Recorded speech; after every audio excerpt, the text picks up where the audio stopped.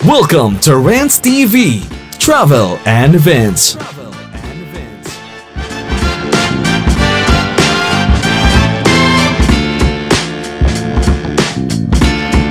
Samahan niyo po ako guys, mamasyal tayo dito sa Pasig River Esplanade.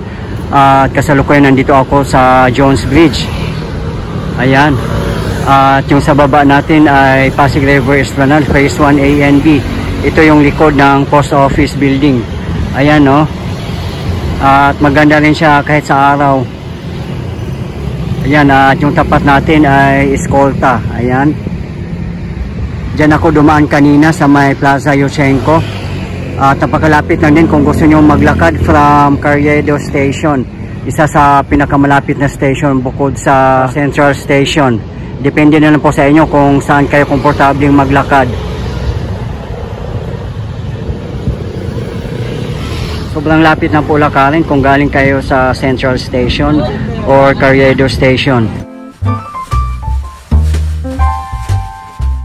Yan, may jeep lang ang dumaan oh.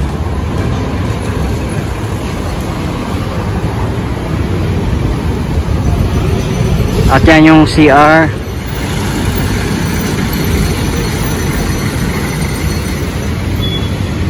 As you can see, konti pa lang tao kasi 5 PM pa lang. Sa mga hindi nakakaalam, ang Pasig River Esplanade ay likod lang ng Post Office Building in Manila, between Lawton and Intramuros. Napakalapit lang dito at napakadali lang pumunta, lalo kung mag-commute kayo. Ayan o, may jeep na dumaan. Kung mag-commute kayo papunta dito at galing kayo ng Recto or Avenida, sumakay lang po kayo ng jeep na may signboard, South, Pier 15 at Intramuros. Dito po lahat dadaan yan. At kung uwian nyo naman galing dito, walang problema kasi 24 hours yata yung mga jeep dito.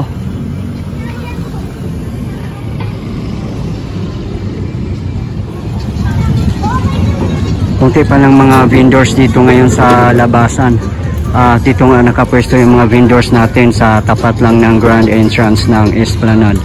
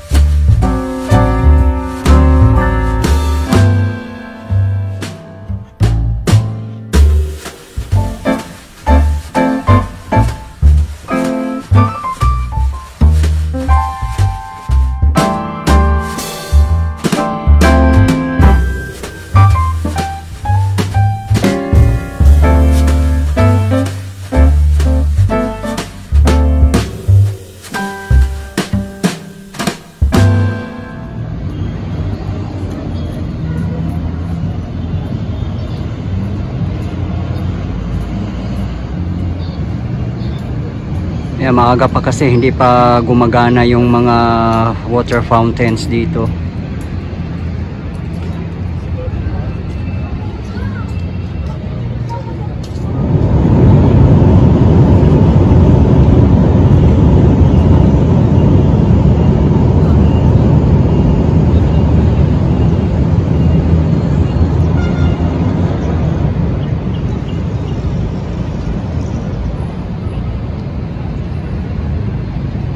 Napakagandang dumaan dyan sa Plaza Yushchenko, napaka safe at malinis kasi well maintained yan at may mga guards pa dyan nakatambay para safe.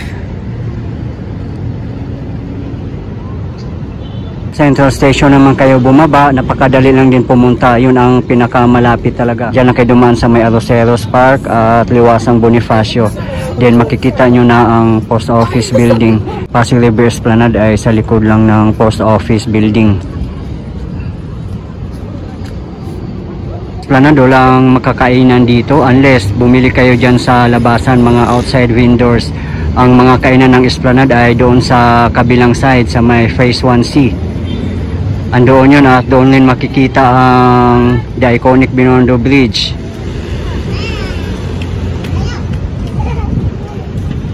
Kung may dala naman kayong sasakyan, pwede rin kayong mag-park dyan sa tapat natin, yung minakasulat na Pioneer. Yan ang Escolta Car Parking.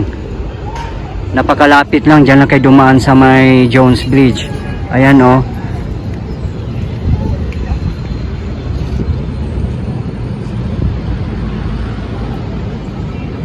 May basurahan dito. At sana mapanatiling malinis natin ang World Class Pasyalan. Parami na ng parami ang mga tao kasi 5:30 PM na.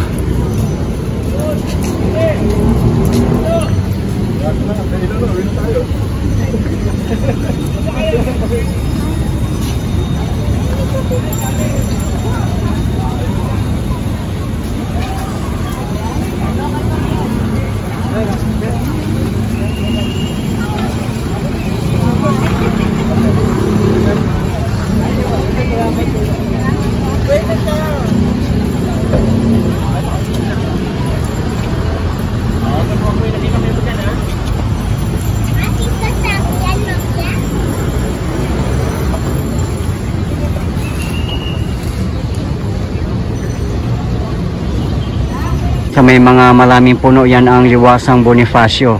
Yan ang harapan ng Post Office Building. At sa tapat naman ng Liwasang Bonifacio, ando na yung Arroceros Park, Central Station. For me, hindi na kailangan sumakay ng jeep kung mag-LRT kayo. Let's say, bababa kayo ng Carriedo Station at Central Station kasi napakalapit lang talaga.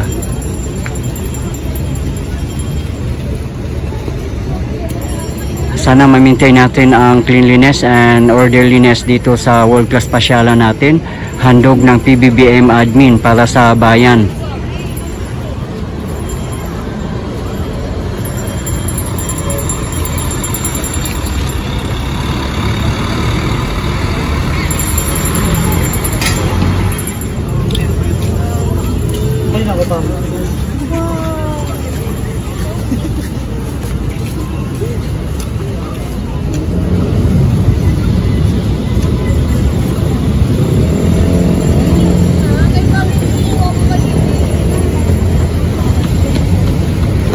Safe din mamasyal dito, may mga security guards at mga pulis na nagro-robbing from time to time. Yun nga, kailangan magiging responsible pa rin tayo sa ating mga valuables tulad ng wallet, cellphones at iba pa.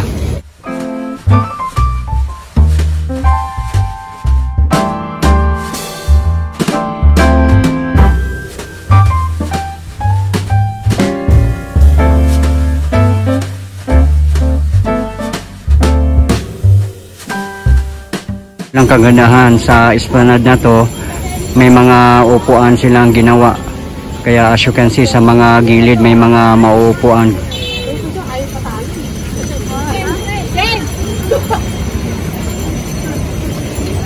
Ayan, nakita nyo maraming mga nakaupo. Whereas sa kabilang side na Esplanade, sa Phase 1C, walang mga upuan doon. Unless bumili kayo doon sa mga stalls na nagtitinda, kakain kayo or whatsoever.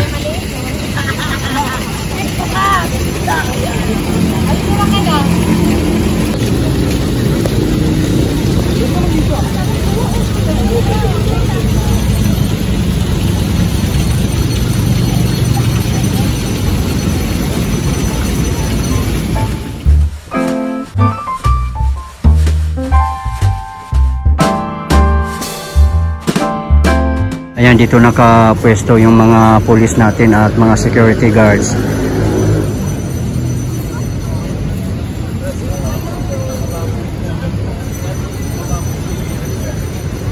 May na-comment nga din sa previous video natin na hindi raw maganda yung guardhouse dito. I think temporary lang naman yan. Ayan, oh.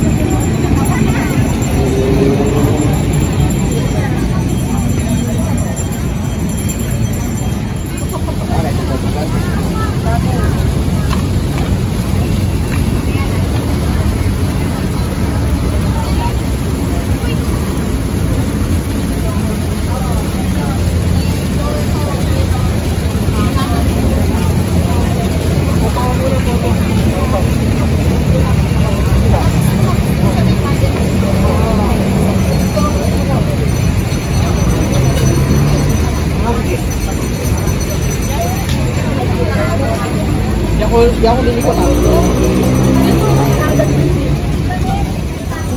Halloween party nga ngayon, kaya naka-costume yung mga kids.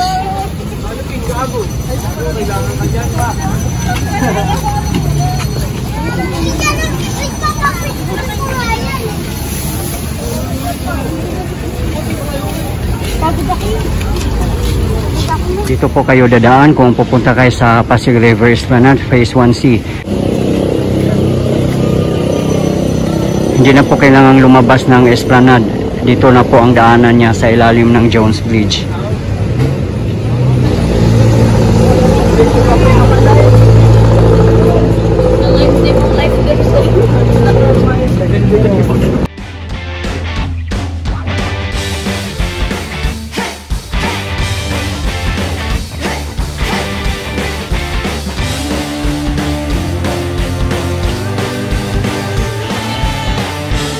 Ayan na po ang Pasig River Esplanade Phase 1C at the iconic Binondo Intramuros Bridge. Dito po yan sa side ng Intramuros at Loton side naman yung likod ng Post Office Building.